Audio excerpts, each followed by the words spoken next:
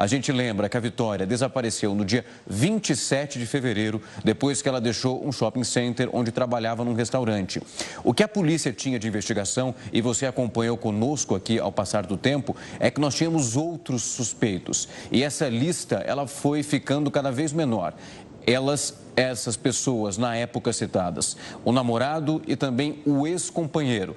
Os dois foram ouvidos, levados para a delegacia diversas vezes, dezenas de pessoas prestaram depoimento. E ali, esse movimento, conforme os dias foram passando, a gente verificava exatamente o que poderia ter realizado naquele instante. Quando a gente olhava para esse ponto, e principalmente as provas que iam surgindo, nós fomos analisando qual era a rotina da Vitória. Ela sai desse restaurante e o que foi verificado através do serviço dos próprios policiais e a equipe de investigação foi um resgate de dados. E nesse resgate de dados foi verificado, por exemplo, que o próprio Michael chegou a visualizar o story que essa jovem postou quando ela voltava para casa, por volta das 23 horas. Essa visualização aconteceu 20 minutos antes da chegada dela em um ponto de ônibus, onde ela desceu. Aquela imagem de uma câmera de segurança que mostra ela se movimentando próximo ao ponto, essa era uma das primeiras paradas. Durante esse trajeto, inclusive, te mostramos em outros momentos, ela inclusive mandando mensagem para uma amiga dizendo que parecia que estava sendo seguida dentro de um ônibus. Depois ela desce e naquele outro instante, nós temos ela mais uma vez confirmando que um carro teria passado por ela e teria mexido no primeiro momento. E o que a gente vê agora é um outro desdobramento. E quero afirmar isso aqui de maneira muito categórica. Essa confissão dele em relação à culpabilidade sobre a morte da Vitória aconteceu de maneira informal. Essa formalidade da acusação é um ato que ainda nós estamos esperando acontecer, porque o que já foi analisado e também através da nossa apuração é que há uma reunião, pelo menos que deve acontecer um novo depoimento, com o delegado, com o chefe de investigação e o próprio Michael.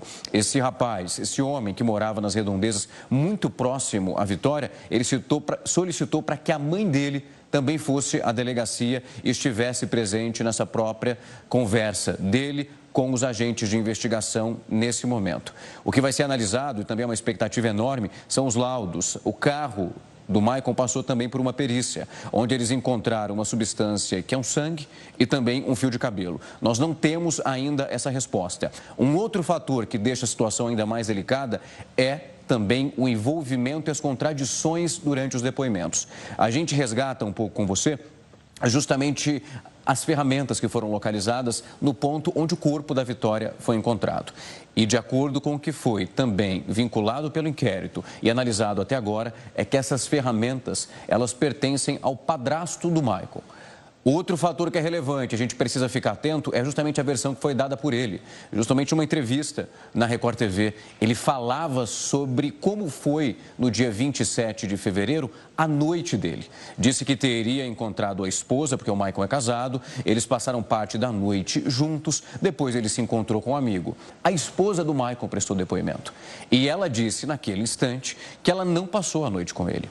Então, depois desse levantamento realizado, obviamente, com a polícia, diversas equipes de investigação, é preciso entender qual é o próximo passo que nós temos até aqui. Hoje é uma data muito importante porque até esse momento nós tínhamos uma recusa da parte dele, dizendo que não tinha qualquer tipo de participação nesse crime. Os advogados também sustentam essa versão que nada aconteceu, que ele era acusado de maneira injusta. Ele disse também numa outra entrevista que quando o nome dele foi vinculado e imagens do próprio carro, ele foi à delegacia abrir um boletim de ocorrência, porque acreditava que naquele momento era ele que sofria risco. E foi muito categórico em todas as falas que nós temos até aqui, negando qualquer tipo de participação. A Vitória morreu de uma maneira muito violenta. Muito se falava também da participação de facções criminosas em torno dessa morte.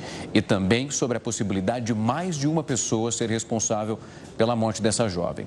Agora, há uma expectativa, como eu disse, em relação a esse novo depoimento, onde pode acontecer ou não a formalidade ele dizendo que é o responsável, ele que matou essa jovem de 17 anos quando voltava para casa. É um movimento que a gente está acompanhando nos detalhes, então eu peço também a sua calma e atenção, porque conforme as informações elas vão sendo divulgadas, a gente traz detalhe por detalhe do que está acontecendo. Se alguma outra informação vir da delegacia, da equipe de investigação, a gente volta a tocar nesse assunto.